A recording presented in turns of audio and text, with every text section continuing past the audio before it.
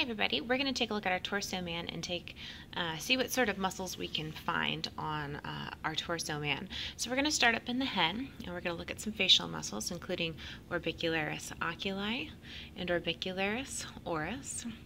Platysma has been removed. That would be sitting just here in the superficial part of the neck.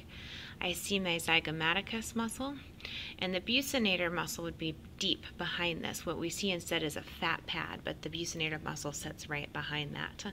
I also see the masseter, which is one of our muscles of mastication, and unfortunately, we're not quite deep enough to see temporalis. The muscle that's sitting here sort of in the temporal area is actually an ear muscle. It allows us to wiggle our ears. Up front, in front of the frontal bone, I find frontalis. And if I move around to the back, I can also see occipitalis.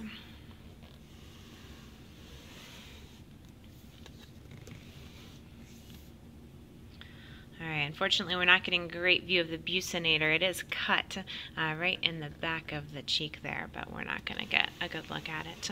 Let's move down to the neck next. In the neck here, just behind the ear, I see the cut edge of sternocleidomastoid.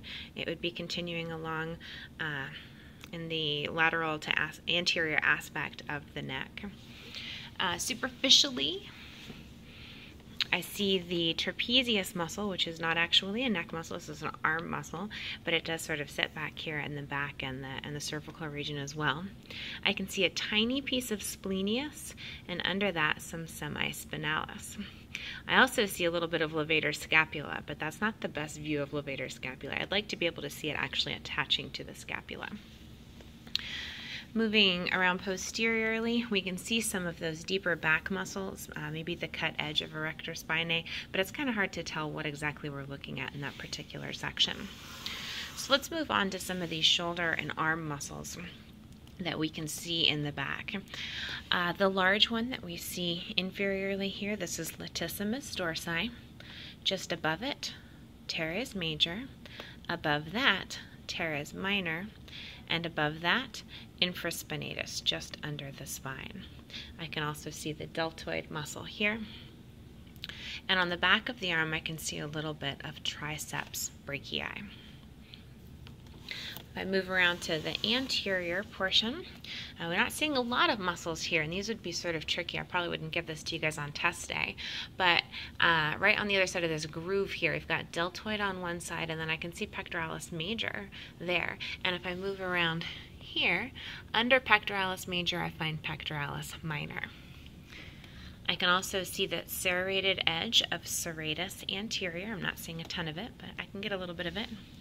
And I see an external oblique down here in the abdomen. If I move to this section, I can see all three of those abdominal muscles: external oblique, internal oblique, and transverse abdominis. I can also see the cut edge of rectus abdominis, which would be extending in the very anterior-most part of that abdomen. Okay, moving down to the thigh. I see some gluteal muscles. This is tensor fascia latae. My vastus medialis would be sitting under this piece of fascia. And my gluteus medius would be sitting here. My gluteus medius, tensor fascia latae, gluteus medius, and gluteus maximus are gluteal muscles. For quadriceps in the front, I can see a little bit of sartorius. I can see some rectus femoris. That's the hot dog within the hot dog bun.